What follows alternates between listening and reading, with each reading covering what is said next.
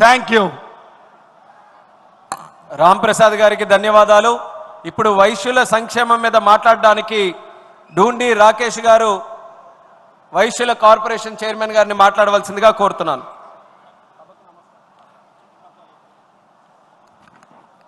సభకు నమస్కారం. మరి ఈరోజు ఆర్య వైశ్యుల సంక్షేమం గురించి ప్రతిపాదన చేయడానికి నన్ను పిలిచిన పెద్దలందరికీ కూడా నమస్కారాలు తెలియజేసుకుంటా ఉన్నా. మరి ఏదైతే ఆర్య వైశ్య సంక్షేమంలో ముఖ్యమైన భాగం Arya Vaishya welfare and development corporation, అటువంటి Arya Vaishya welfare and development corporation ని 2018లోనే ముఖ్యమంత్రిగా నారా చంద్రబాబు నాయుడు గారు ఆంధ్రప్రదేశ్ రాష్ట్రంలోనే కాదు యావత్ భారతదేశంలో ఏ రాష్ట్రంలో లేనిసారి మొట్టమొదటిసారి ప్రవేశపెట్టిన ఘనత ముఖ్యమంత్రి నారా చంద్రబాబు నాయుడు గారిదని మీ అందరికి కూడా తెలియజేస్తా ఉన్నా. ఆ రోజు నంద్యాల బై ఎలక్షన్ లో మాట ఇయటమే కాకుండా ఆ మాటను నిలబెట్టుకోవటానికి తక్షణమే ఆర్యవైశ్య కార్పొరేషన్ ఏర్పాటు చేసి 30 కోట్లతో నిధులు కేటాయించిన గొప్ప ముఖ్యమంత్రి మన నారా చంద్రబాబు నాయుడు గారు అన్న సంగతి మీ అందరికీ కూడా తెలియజేస్తా ఉన్నా.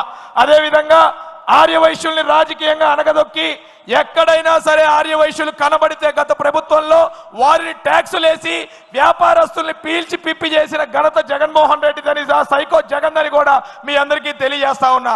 ఆ ప్రభుత్వంలో ఒక ఆర్యవైశ్యుడు వ్యాపారం చేసుకోవాలన్నా, ఒక ఆర్యవైశ్యుడు బయటికి వచ్చి గొంతు విప్పాలన్నా ఎక్కడికక్కడ కేసులు పెట్టి నడి రోడ్డు మీద మోకాళ్ళ దండేసి కొట్టిన ఘనత ఆనాటి ముఖ్యమంత్రిదని చెప్తా ఉన్నా. కానీ యువగలం పాదయాత్రలో యువనేత నారా లోకేష్ గారు ఆర్యవైశ్యులతో అనేక సమావేశాలు ఏర్పాటు చేసి వ్యాపారస్తుల సమస్యలు తెలుసుకుంటూ ఏదైతే వ్యాపారస్తుల సమస్యలు తెలుసుకుంటూ తీర్చుకుంటూ వచ్చారు. కూటమి ప్రభుత్వం ఏర్పడిన తర్వాత ఆనాటి ముఖ్యమంత్రి గారు ఎన్ని రకాల ఇబ్బందులు పెట్టారో వాటన్నిటినీ మీరు మర్చిపోండి, ఆర్యవైశ్యులకు అండగా ఉంటామని చెప్పి ఏదైతే గత కొన్నేళ్లగా కోరుకుంటున్న ఆర్యవైశ్యుల ఇలవేల్పు కులవేల్పు శ్రీ వాసవి కన్యకా పరమేశ్వర అమ్మవారి ఆత్మార్పణ దినోత్సవాన్ని అధికారికంగా చేయాలని యువనేత నారా లోకేష్ గారికి చెబితే చంద్రబాబు నాయుడు గారిని ఒప్పించి ఆత్మార్పణ దినోత్సవం రోజు పెనుగొండ విచ్చేసి పట్టు వస్త్రాలు ఇచ్చిన ఘనత కూడా నారా చంద్రబాబు నాయుడు గారిని కూడా మీ అందరికీ సభాముఖంగా తెలియజేస్తా ఉన్నా. అదేవిధంగా ఆర్యవైశ్యుల్ని రాజకీయంగా పైకి లాగుతూ ఒక పోలిట్ బ్యూరో ఇచ్చిన, ఒక ఎమ్మెల్సీ ఇచ్చిన, ఒక రాజ్యసభ సభ్యుడు ఇచ్చిన, మంత్రులు ఇచ్చిన, కార్పొరేషన్ చైర్మన్లు ఇచ్చిన అత్యధిక భాగంగా రాజకీయంగా పైకి లాగిన ఘనత కూడా మన ముఖ్యమంత్రి తెలుగుదేశం పార్టీదే అన్న సంగతి కూడా మీ అందరికీ మరోసారి తెలియజేస్తా ఉన్నా. అలాగే పాదయాత్రలో మేమందరం చూసాం.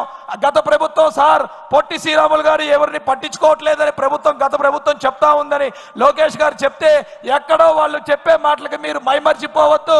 పొట్టి శ్రీరాములు గారు అంటే ఎన్డీఏ కూటమికి తెలుగుదేశం పార్టీకి విపరీతమైన గౌరవం. ఏదైతే నవంబర్ 1 బదులు మేము అధికారంలోకి వచ్చిన తర్వాత చేస్తామని మాట ఇచ్చారు.